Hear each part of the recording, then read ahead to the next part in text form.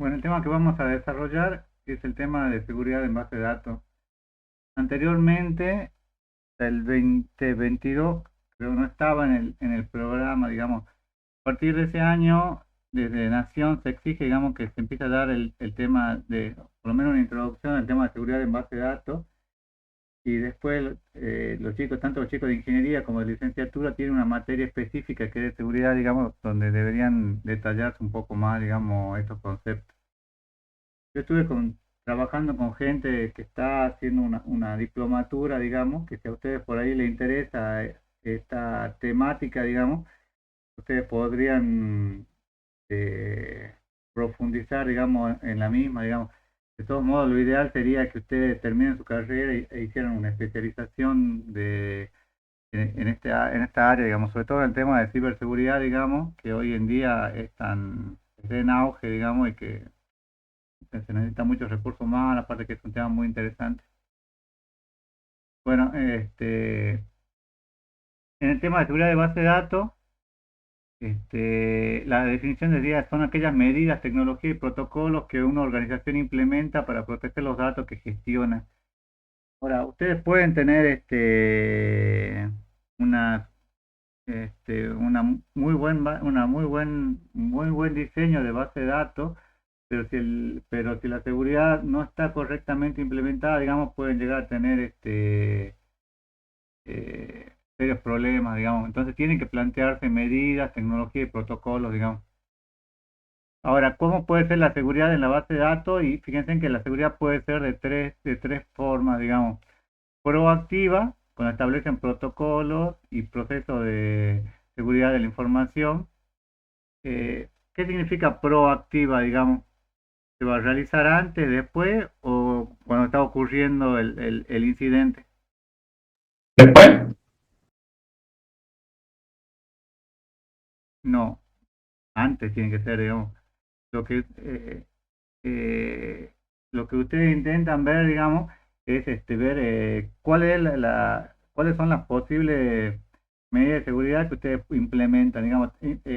Imagínense, hasta hace unos años, ustedes habían visto, que a veces por ahí escuchaban en las noticias o en internet que les decían, un chico de 8 años logró entrar a una base de datos o logró hackear una página web. Lo deben haber escuchado alguna vez o no. O sea, chicos sí. pequeños, 5 o 6 años, digamos. Porque no se necesita un gran conocimiento, digamos. Yo cuando había hecho mi trabajo final, digamos, y eso fue hace cerca de 20 años, el trabajo consistía en realizar ataques a diferentes páginas web y ver cómo protegerlas, digamos. Entonces lo único que uno ponía era GCC, que era el compilador de C++, y probaba ataque 1 y el nombre de la página. Entonces no funcionaba ataque 1.c, bueno, probamos de vuelta GCC, ataque 2, hasta que en el ataque 37 iba y entraban y ustedes tenían todo el derecho de una página, digamos, todo el derecho de administrador, digamos, en una base de datos de una página y prácticamente podían hacer lo que ustedes quisieran, digamos. Y no se necesita mucho conocimiento. Un chico que apenas sepa leer o escribir, digamos, tranquilamente buscando en la página correcta, digamos, y bajándose los programas correctos, podría llegar a atacar cualquier página, digamos, no es que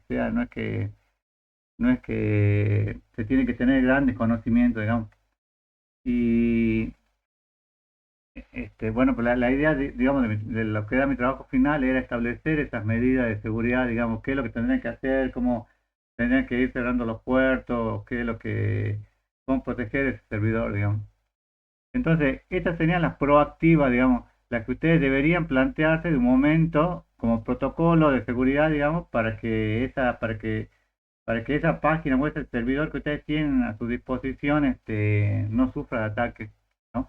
También podría llegar a ser predictiva cuando se establece el mecanismo de monitoreo y análisis de posibles casos vulnerables para anticiparse a lo que un hacker busca, digamos.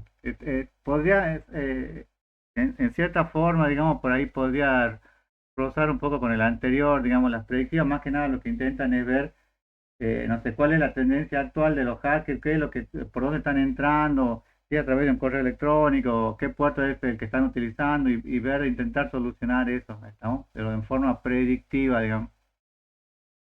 Y la reactiva es cuando ya ocurrió el incidente o ya ocurrió esa amenaza, ya alguien accedió a su base de datos, ya está modificando los datos, cómo reaccionan, digamos, a ese ataque, digamos, y cómo garantizan esa protección, ¿no? Entonces, esa medida puede, lo ideal sería que nunca llegue a ocurrir un ataque, digamos, y que siempre estén protegidos, que hayan planteado las medidas de seguridad, pero cuando ustedes leen la documentación se van a dar cuenta que es inversamente proporcional, digamos, la cantidad de, mientras más medidas de seguridad tengan, el sistema por ahí puede llegar a volverse hasta un poco más lento, digamos, porque al tener tantas medidas de seguridad y tantos controles,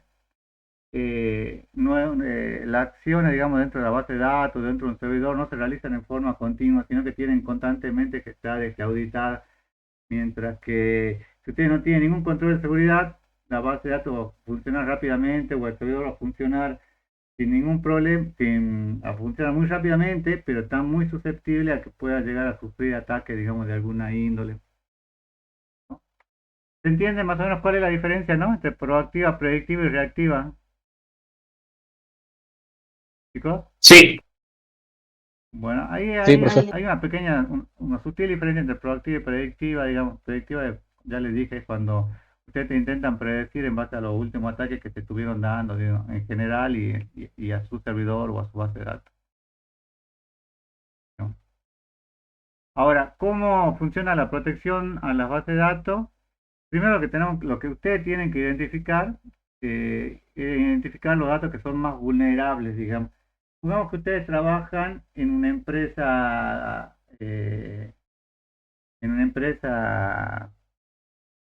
no sé, un supermercado grande, ¿no? ¿Cuáles creen que pueden llegar a ser los datos que son más vulnerables? tenían los más importantes que no, profe. Por eso, ¿cuáles serían los más importantes? ¿Cuáles son los que son críticos? Y los que involucran básicamente serían básicamente lo que involucrarían Documentos personales de la empresa, por ejemplo, que estén a cargo, quiénes están a cargo, Sí, aunque eso no el es. monto. Yo lo que cuidaría mucho por ahí es la tabla de sueldo, para ver que no haya ningún tipo de inconveniente, digamos. Imagínense ustedes una empresa donde tienen, no sé, 20.000 empleados, digamos. ¿Cómo hace usted para saber si se modificó un sueldo en forma voluntaria o no, digamos? Por ejemplo, el tema de los precios. Imagínense porque a veces pasa, digamos, y que en el supermercado se equivocan con algún precio y después este, son cosas que son delicadas, digamos, igual que el tema de la facturación. ¿Qué pasa si ustedes tenían guardado una factura, digamos, o tenían guardado en un almacén una entidad de factura y después van y modifican esos datos, digamos? Hoy en día lo que hay que tener mucho cuidado es el tema de los datos personales, digamos, porque eh, eh, no sé si ustedes vieron que, por ejemplo, en Europa hay un juicio a Facebook por el tema de los datos personales, digamos, porque se compartía información entre las diferentes aplicaciones, porque utilizaban a veces esa información, digamos, es todo un tema, digamos. Eso también pasó en Estados Unidos, que no. Pasa mucho, digamos. No sé si a ustedes les pasó, pero, por ejemplo, a veces llaman de bancos y ustedes no tienen ni idea de por qué los llaman, digamos, dice, señor José Farfán, queremos ofrecerle esta oportunidad, o a veces que está muy de moda ahora el que llaman de las líneas telefónicas, no sé, de personal o de Movistar, que ustedes no saben cómo obtuvieron esos datos, pero hay un mercado negro donde la información de los datos personales generalmente se vende, digamos, y después por eso es que tienen una base de datos, cuando saben José Farfán más o menos cuánto cobra, qué es lo que su nivel crediticio, entonces andan en esa búsqueda, digamos, de cuáles son las posibles oportunidades, digamos. Digo, José Porrón por dar un ejemplo, ¿no? Pero en realidad puede ser cualquiera de ustedes. Por eso que a veces les llega algunas llamadas de banco, de otros lugares, digamos. ¿A usted les debe haber pasado alguna vez o no? La verdad, sí. Sí. Sí.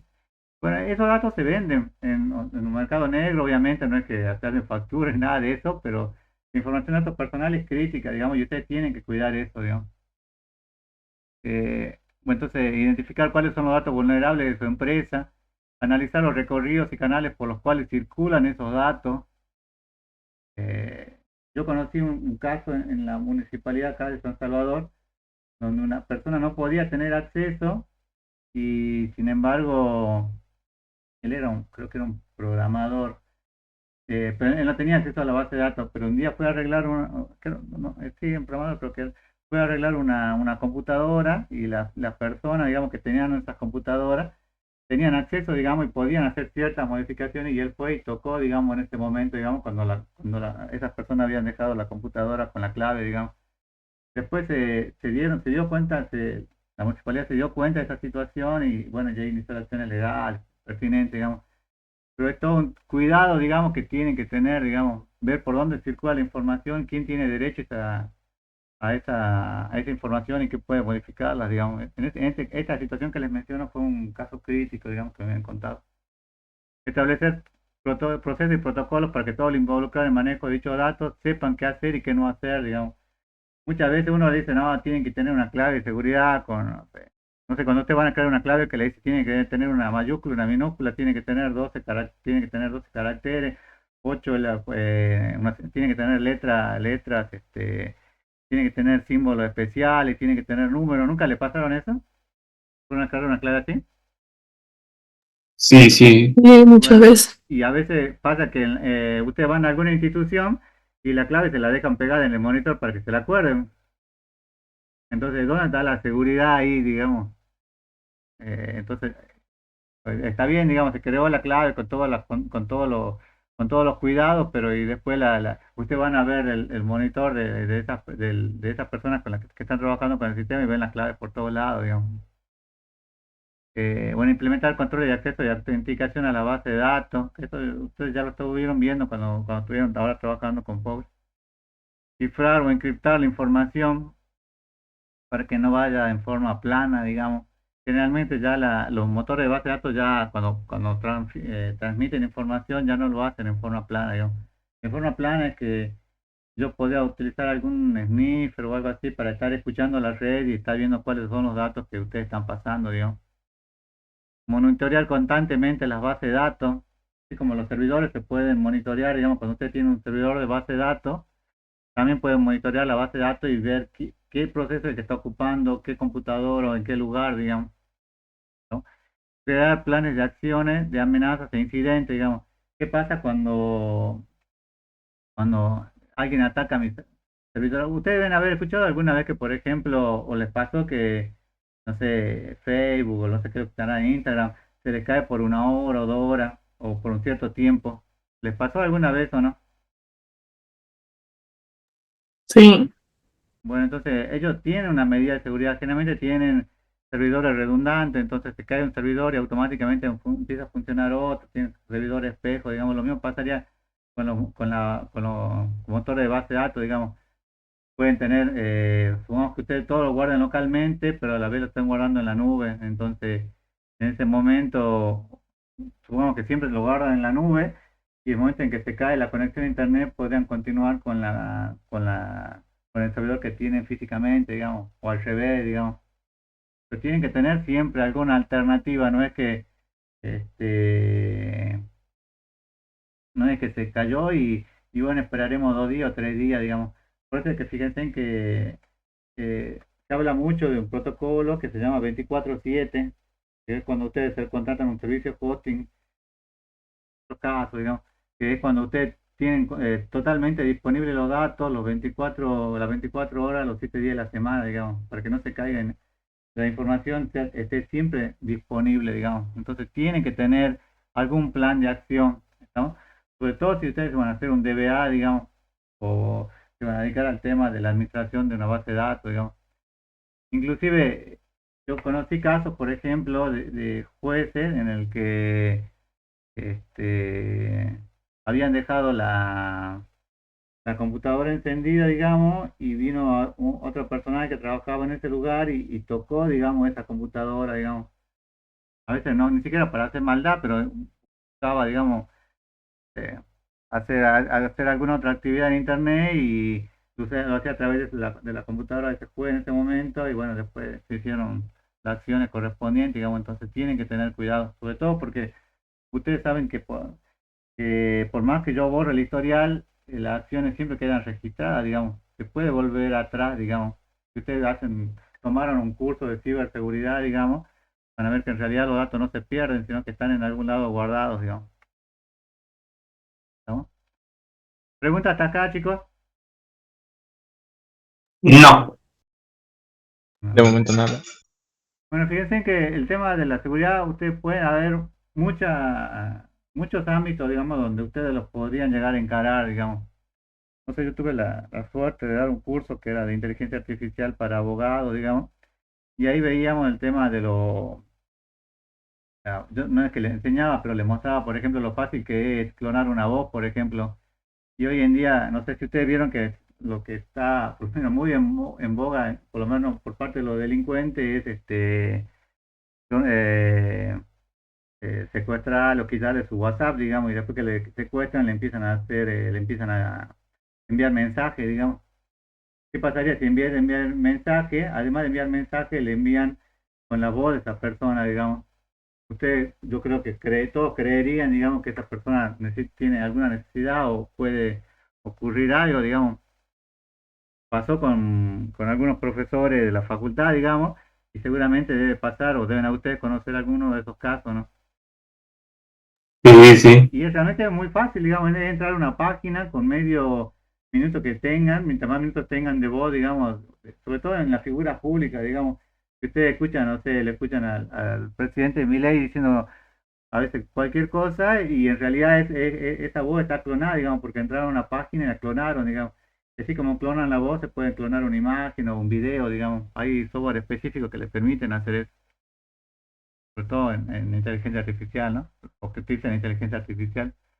Fíjense en los ámbitos de los temas que ustedes podrían llegar a ver o estudiar, la seguridad de hardware, del software, de la red, los respaldos de la base de datos, qué tipo de encriptación podrían llegar a usar, la detección de intrusos, la gestión de incidentes, los protocolos de Internet, la prevención de las pérdidas de datos y cuáles podrían ser las medidas a tomar en forma de defensa para esa acción, digamos, ¿no? Obviamente, fíjense que esta es una clase que es muy rápida, digamos, porque le vamos a mostrar algunos comandos básicos, digamos, que ustedes deberían tener como seguridad de una base de datos. Este tema no va a entrar en el parcial, digamos, pero está bueno que empiecen a pensar, digamos, el tema de la seguridad y el tema de la ciberseguridad, porque es un tema que no basta hoy en día ya con que sepan de base de datos, sino que tienen que tener conocimiento de seguridad en base de datos, digamos, para ver cómo implementar esas medidas. Bueno, ¿cuáles son los consejos para tener una base de datos segura? Primero, limitar el acceso a la base de datos, que no todos puedan acceder y los que accedan con los recursos, con la mínima cantidad de recursos. Ahí hay dos opciones, digamos. Cuando ustedes crean un usuario, le pueden restringir todos los accesos, todos los accesos y después le van asignando los accesos uno por uno a medida que se lo van pidiendo. Y la otra es que ustedes creen el usuario y ya lo creen con todos los accesos, digamos. Ahora, ¿cuál creen que sería lo más, en tema de seguridad, qué sería mejor, digamos? ¿Crear un usuario sin acceso y se lo van dando paso a paso, aunque sea más trabajo, o crear un usuario con todos los accesos de una sola vez? Una primera forma. La primera forma. La primera forma, digamos. Eso, digamos, a veces más trabajo, digamos, por ahí se puede crear algún modelo de usuario, digamos, como que sea el cliente y van dándole, tienen todo los derechos básicos y después van quitándole como si fuera una especie de clase, superclase, digamos. Pero eso es generalmente lo más conveniente, digamos.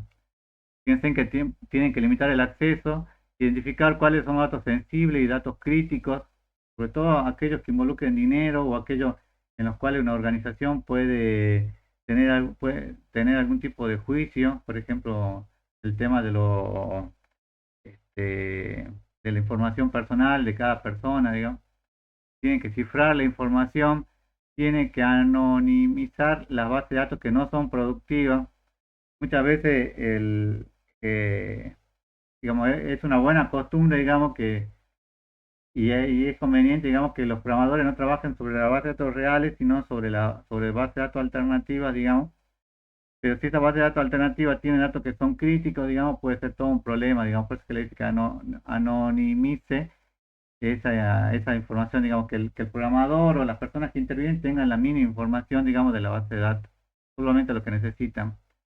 Y tienen que estar constantemente monitoreando la actividad de la base de datos, ¿no? Hay herramientas, digamos, que le permiten a ustedes ver en cualquier motor de base de datos cómo está la situación de la base de datos en ese momento, digamos, quién están accediendo, qué es lo que están haciendo, digamos. Entonces, ustedes podrían estar en todo momento viendo cuál es la actividad que hay, digamos, para evitar alguna situación. Nosotros tenemos un problema, no serio, digamos, pero no sé si, creo que le dije, ¿no? Que yo tuve como 4 años como director ahí en el Ministerio de Gobierno, lo que ahora Ministerio de Seguridad, y ahí la situación era que constantemente los servidores de la policía, digamos, sufrían ataques, digamos. Entonces, constantemente, creo que estaban todos en Debian, constantemente el personaje, digamos, que estaba a cargo tenía que estar actualizando los protocolos de defensa, viendo cuáles eran eh, quién había podido ingresar o qué es lo que qué es lo que estaba haciendo, digamos, porque puede llegar a resultar interesante para alguna persona de afuera tener acceso a base de datos, digamos, de la policía, digamos. Pero entonces ustedes deben tener un personal que se dedique a que nadie pueda acceder, digamos, y evite esa situación. Bueno, fíjense, los problemas de seguridad que ustedes pueden llegar a tener son, primero, lo más crítico es la autenticación de usuarios, la necesidad de identificar de forma única a los usuarios. Puede ser realizado por el sistema operativo, por la base de datos o por ambos, digamos, como ustedes lo vieron en Progress. Entonces, de nada sirve tener todo esto, toda esta clave escrita, pues si después si después, digamos, tienen pegado un papelito ahí en el monitor con todas sus contraseñas, digamos.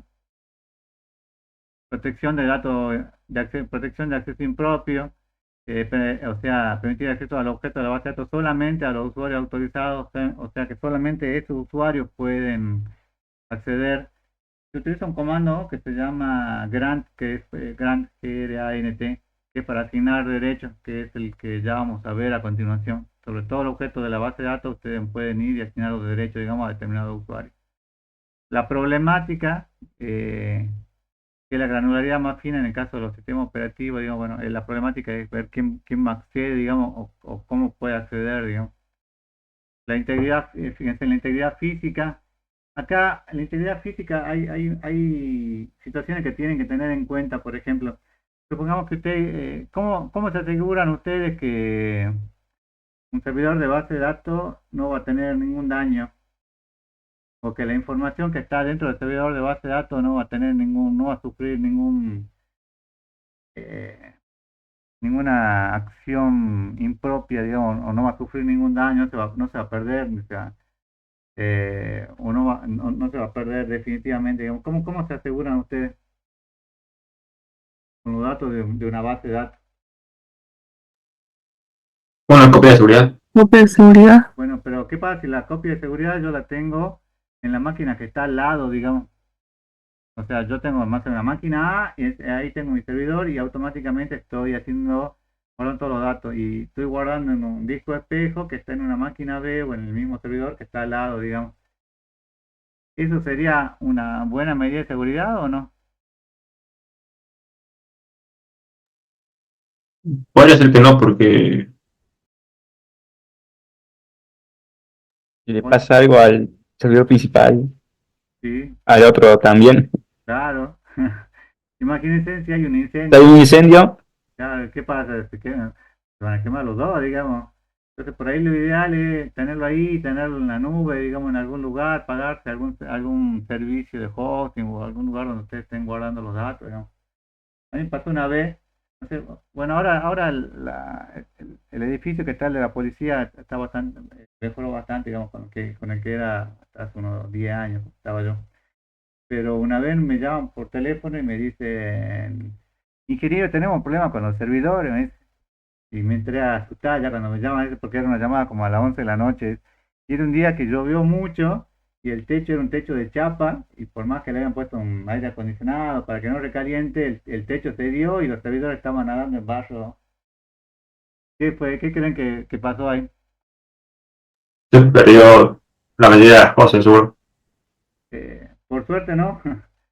El tema es que a veces cuando te contratan un servidor, el servidor tiene un servicio, los buenos servidores no tienen un servicio, sobre todo la gente de IBM, que al día siguiente mandaron a una persona y esa persona hizo una limpieza, digamos, de los discos y a la semana pudieron estar de vuelta operativos, digamos. Pero siempre es conveniente, digamos, tener eh, un doble respaldo, digamos, y el doble respaldo que esté en algún lado en la nube, digamos, en ese momento, por lo menos lo que yo pienso.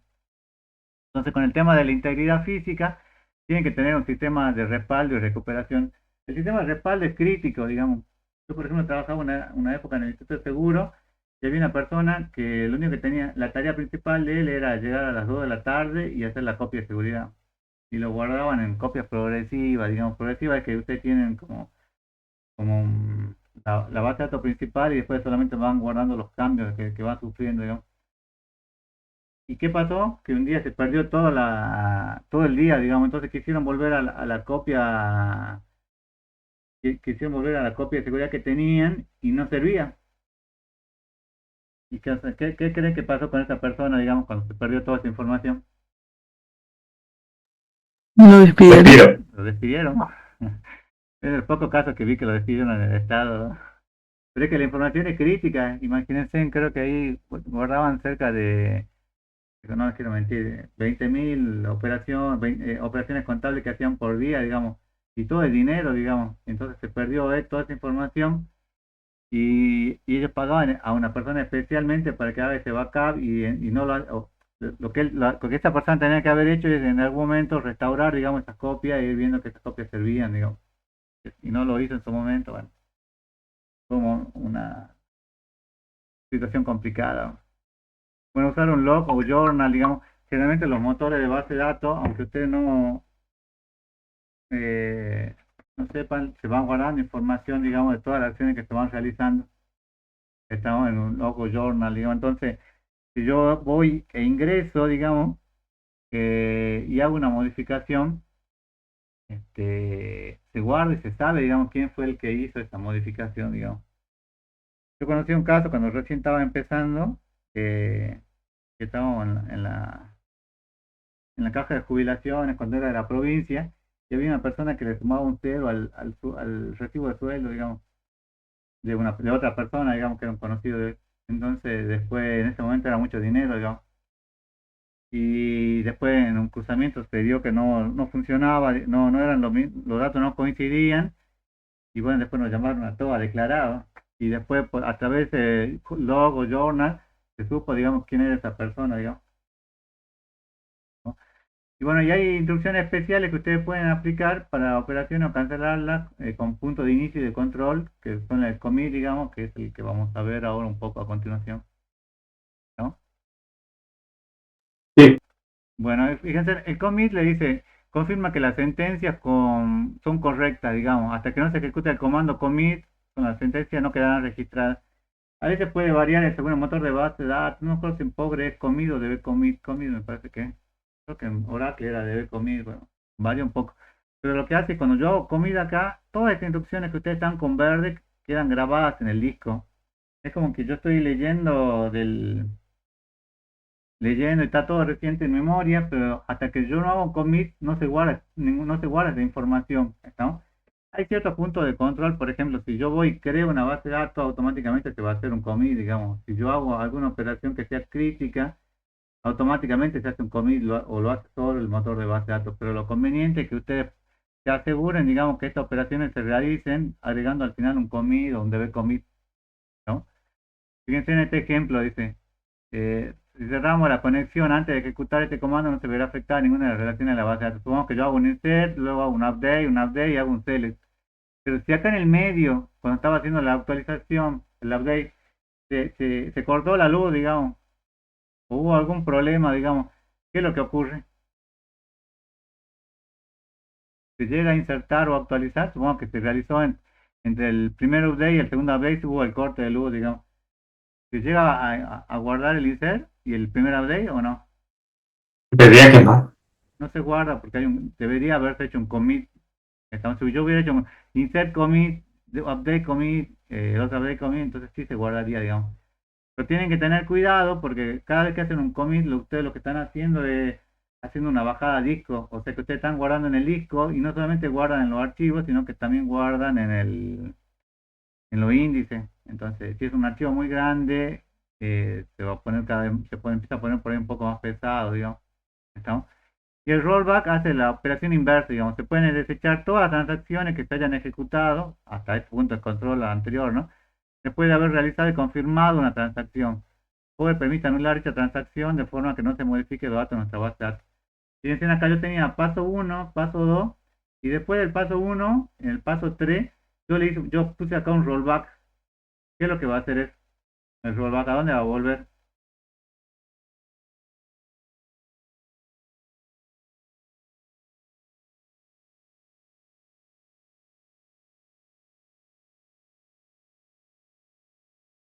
¿Están? ¿Al paso uno? No, a ninguno, vuelve al begin directamente, sale, digamos, vuelve al principio, digamos, pero no va a guardar ninguno de los pasos que se hicieron previamente, ¿no? Entonces, el rollback se puede dar en ciertas circunstancias. No sé si ustedes deben haber visto que a veces cuando ustedes están, no sé, en alguna página le dice, o el mismo deshacer que usted tiene en el Word o en alguna situación, digamos, que le permite volver a un estado anterior. ¿Vieron la flechita que tienen para deshacer en el Word, no? Sí. Sí. Bueno, eso lo pueden hacer tranquilamente con un rollback, digamos, van guardándolo, vuelven al estado anterior, digamos. Para que en este caso que yo le digo de Word, volvería al paso 2, digamos, y después volvería al paso 1, digamos. Acá el rollback vuelve al inicio de la transacción, ¿no? Y sería muy interesante que tuviéramos una, una materia especial, digamos, que sea el tema de seguridad de base de datos, porque realmente el tema da para hacer toda una materia, digamos, sobre todo con el tema de ciberseguridad, digamos. Pero bueno, por tema de tiempo, digamos, solamente vemos los básicos, pero recuerden ustedes que tienen una materia específica tanto en ingeniería como en licenciatura donde van a ver o van a desarrollar un poco más de estos conceptos, ¿no? ¿Preguntas, chicos, hasta aquí? Ninguna. A ver, sigamos. ¿Cuáles son los problemas de seguridad? Seguimos, creo que estamos en el 3. Sí, integridad física. Ahora en el 4, administración y protección de datos sensibles. Hay datos que son sensibles, los datos que no deben ser hechos públicos. Por ejemplo, yo trabajaba en el sitio de seguro y un dato que era crítico ahí o que era muy sensible era el dato de las personas con HIV, digamos. Las personas que tienen HIV, por lo menos hasta hace unos años, digamos, no es que todo el mundo se enteraba, digamos, porque ellos iban y pedían medicamentos y bueno, esto es una situación, digamos, pero solamente podían acceder cierto número de personas, digamos, no todas las personas, digamos. Inclusive yo, que era a veces era un administrador ahí en esa base de datos, digamos, no era conveniente, digamos, que todos los programadores tengan esta información disponible, ¿no? Factores que puedan ser sensibles a los datos, los que son inherentemente sensibles por el mismo tipo de datos. El valor, pongamos en un hospital hay muchas situaciones que son críticas y que deben ser, y que son sensibles. El valor mismo que debe protegerse porque proviene de una fuente de datos sensible. eh, Fuente de datos sensibles se refiere al lugar de donde se obtuvieron, digamos.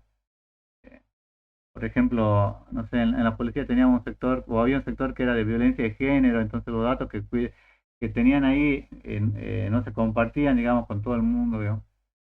Debe protegerse la fuente de la que se procede, lo que se ha declarado como sensible, lo que se deriva de un registro o de un atributo sensible. Dice, puede haber en una base de datos aquellos que sean solamente datos sensibles, aquellos que sean públicos y se puedan compartir con cualquiera, digamos. Si ustedes ahora en el Google escriben, no sé, dataset nación, por ejemplo, lo que le provee son todos los datos que son públicos, digamos. Y ustedes pueden llegar a acceder, digamos, nosotros generalmente en otra materia buscamos esos datasets y hacemos algún tipo de trabajo sobre ello, como análisis de datos, por ejemplo. Entonces, por ejemplo, queremos ver, no sé, dataset de COVID de año 2023, buscamos y conseguimos ese dataset y después podemos obtener esos datos. Digamos, estos datos son públicos, cualquiera tiene información sobre ellos, ¿no? Y también puede haber bases de datos que tengan ambos tipos de datos. datos que sean sensibles y datos que sean públicos, digamos. Entonces, ustedes ven los públicos, pero los sensibles no, digamos, aunque los sensibles están, digamos, guardados en ese lugar. ¿Estamos? ¿Estamos hasta acá, chicos? Sí, profe. Sí. Bueno, ¿cuál es la expectativa de la calidad de datos?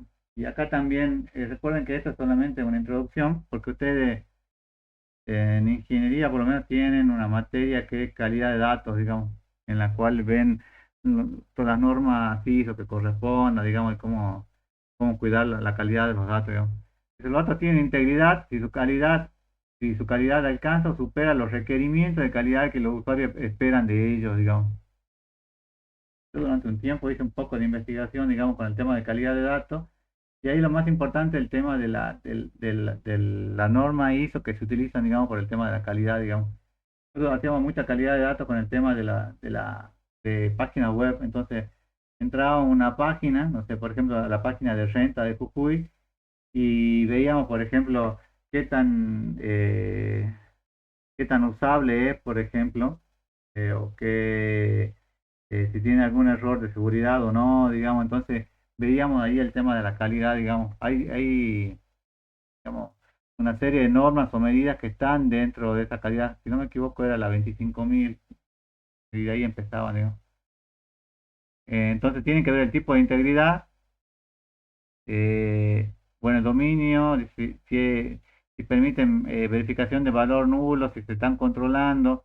¿Qué pasa si yo aprieto Enter, digamos, en un campo que es crítico y no se guarda nada?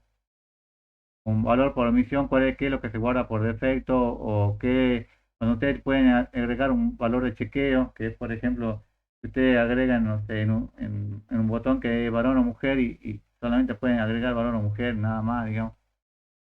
De la entidad, por ejemplo, cuál es la clave primaria, o si hay algún valor único que tiene que haber, digamos, aunque no sea clave primaria, y la referencial, que son las claves foráneas, digamos, que es con lo que ustedes hasta ahora han venido trabajando, digamos. Entonces, esos aspectos los tienen que cuidar, digamos. Cuando ustedes ven un poco la norma ISO, ven que lo que se trata mucho el tema, sobre todo el tema de la usabilidad, digamos, de qué tan, de un dato, cuándo es, eh, cuándo tiene mayor o menor cantidad de usabilidad, digamos, que relacionado con otro motor de base de datos, digamos. Perdón, con otras tablas, digamos, de la base de datos. Los datos tienen integridad. Bueno, bueno, el control de acceso discrecional o DAS dice que es el medio por el que se restringe el acceso a los objetos a usuario específico o grupo de usuarios, digamos, que esta pantallita que ustedes ya creo que la vieron, digamos, cuando estaban implementando en POG. El propietario de un objeto puede otorgar privilegio de acceso a otros usuarios al mismo objeto directamente o indirectamente.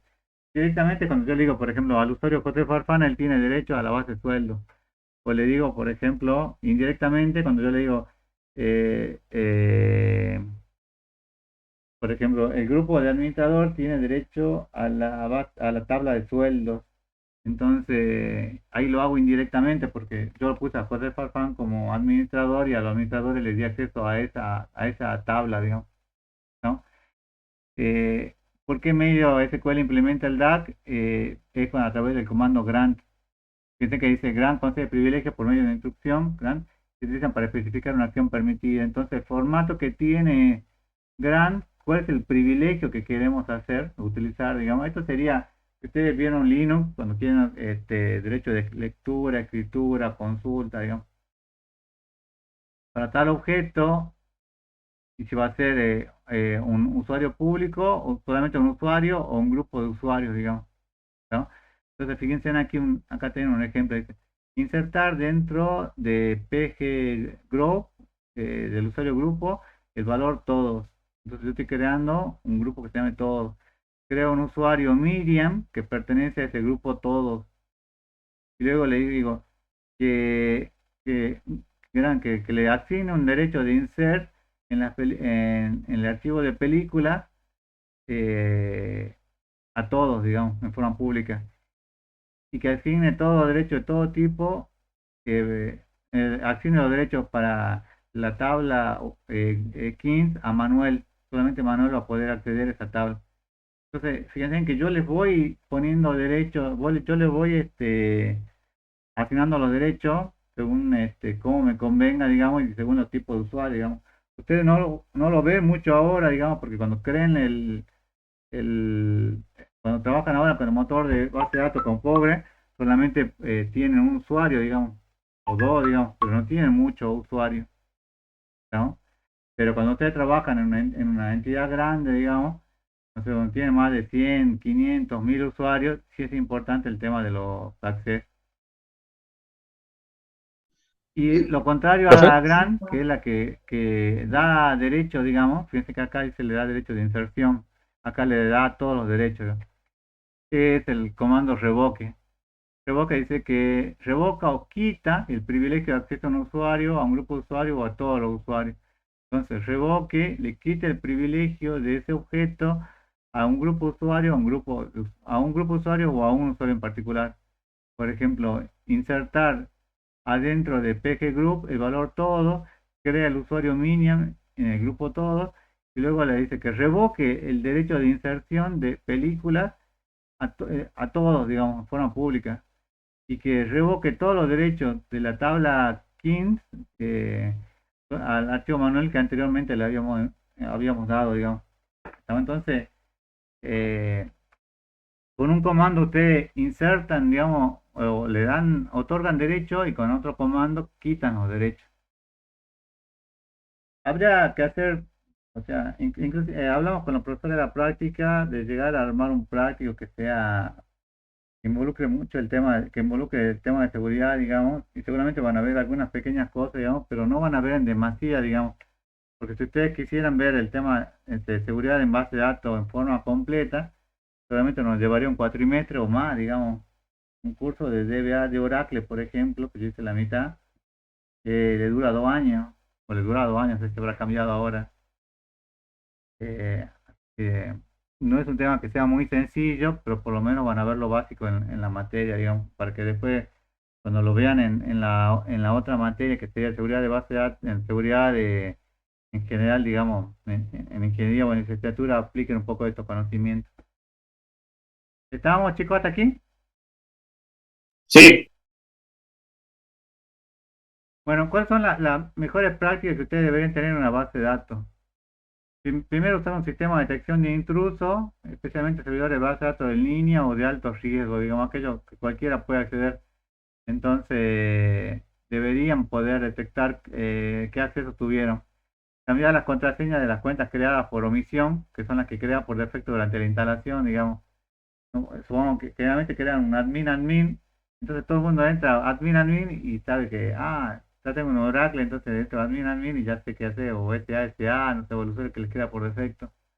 Y utilizar contraseñas fuertes, fuertes es en el sentido de que tenga carácter, número, letra, símbolo. Deshabilitar las cuentas de invitado y las cuentas de demostración o ejemplo definido durante la instalación. A estas cuentas de invitados, quitarlas directamente. Puede servir para algún curso, para algo, o para mostrar algo, digamos, pero es conveniente quitarlas, digamos. Mantener actualizado el motor de base de datos en las versiones más recientes. A veces pasa de que usted dice, no, pero si la versión, no sé, 5.13 de Power funciona bien, digamos, ¿por qué voy a instalar la 5.15? ¿No? Y resulta que la 5.15 tenía muchas pautas de seguridad mejoradas, digamos, que es conveniente que le instalen, digamos. No permitir que aplicaciones consulten o manipulen directamente la base de datos mediante instrucciones select, insert, update o delete y usar procedimientos almacenados en su lugar, ¿no? O sea, que no lo hagan aplicaciones, sino que ustedes utilicen los procedimientos que es lo que vieron la semana pasada, digo. En la aplicación restringir la ejecución de instrucciones de SQL dinámico. Eh, las instrucciones de SQL dinámico son aquellas que se pueden modificar que están en la memoria, digamos, del motor de base de datos y se podrían llegar a ejecutar desde esa misma memoria, digamos.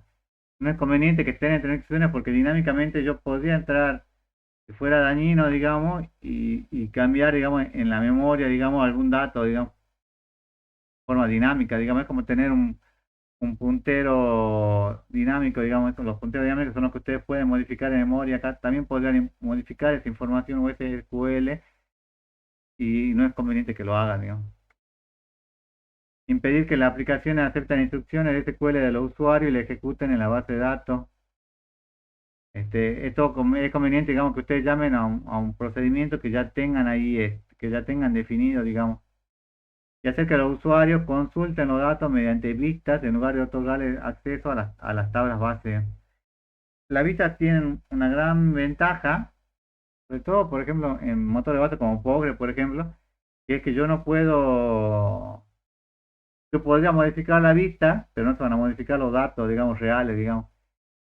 Mientras que hay otros motores de base de datos que si yo, bueno, mientras que si yo modifico las tablas de datos reales, digamos, del motor de base de datos, se modifican automáticamente, digamos, los datos, digamos. Entonces siempre es conveniente que se hagan, modificar las vistas, digamos, que ustedes creen vistas, que trabajen con la vista y que el usuario podría en algún momento llegar a modificarla, digamos, pero no va a estar tocando la base de datos, solamente va a estar tocando una vista, digamos, un resultado de una vista. ¿Se entiende, no, chicos, hasta aquí? Sí. Y bueno, esto, fíjense, es muy teórico, digamos, en algunas pequeñas partes prácticas. Habilitar la auditoría de acceso al sistema operativo y al servidor de la base de datos, o sea, siempre es conveniente que se guarden un log, digamos, de todas las acciones que se van haciendo, digamos, ustedes dirán, bueno, ¿por qué se me llena el espacio del servidor, digamos, del sistema operativo, digamos, y es porque tiene un log ahí que les va guardando todos los datos, digamos, o porque se me guarda un log de la base de datos, si la base de datos, no sé, creo no sé, por 1 giga y tengo 2 gigas, y bueno, es muy probable que el otro giga sea porque están guardando la información de forma redundante o porque están haciendo una auditoría, digamos, de eso. Se está diciendo quién fue el que hizo, cuándo lo hizo, en qué momento, digamos, y en qué aplicación. Monitorear cuidadosamente los registros log de error y de eventos y disparar automáticamente alertas relacionadas con la seguridad y con errores. Esto generalmente se utiliza mucho, digamos, porque ustedes, viendo los logs, digamos, de un sistema operativo, ustedes ven todas las acciones que se hicieron, digamos, entonces pueden ver si alguien intentó acceder de afuera o cuál es la situación, digamos. Entonces hay herramientas que les permiten, le muestran esos logs y pueden mostrarles cuáles son los puntos críticos, digamos, y ven cuál es la situación. Luego, en ambiente de base de datos distribuida, ahí se elimina el acceso a los servidores que no se utilicen. Yo tengo 10 servidores y solamente utilizo 2, digamos, y los otros 8 a veces lo utilizo para consulta, ¿no? Entonces me conviene que no accedan a ellos y cuando yo lo necesite recién pueda acceder, digamos, y no dejarlo a todo disponible. Almacenar los archivos para carga masiva, almacenar los archivos utilizados para carga masiva de datos bolote en un directorio con los permisos apropiados, digamos. ¿Por qué? Porque si yo lo dejo con un permiso apropiado, como en un directorio como sería en Linux, por ejemplo, solamente va a poder acceder el que tenga derecho a ese directorio, digamos, y no va a poder acceder cualquiera, digamos. Entonces, si no puede acceder cualquiera, no puede modificar esa información. Asegurar la replicación de los datos sobre Internet, o una red de área amplia, digamos. O sea, que en algún lado estén ustedes duplicando los datos, digamos, para que tengan un control sobre él. Definir y aplicar una política de respaldo periódico, y esto es muy importante, digamos, porque si ustedes no hacen inclusive creo que hay 3 niveles de respaldo que ustedes podrían llegar a definir, eso se fijan un poco en la teoría, pero es conveniente, digamos, que siempre hagan un buen respaldo, digamos, de esa información.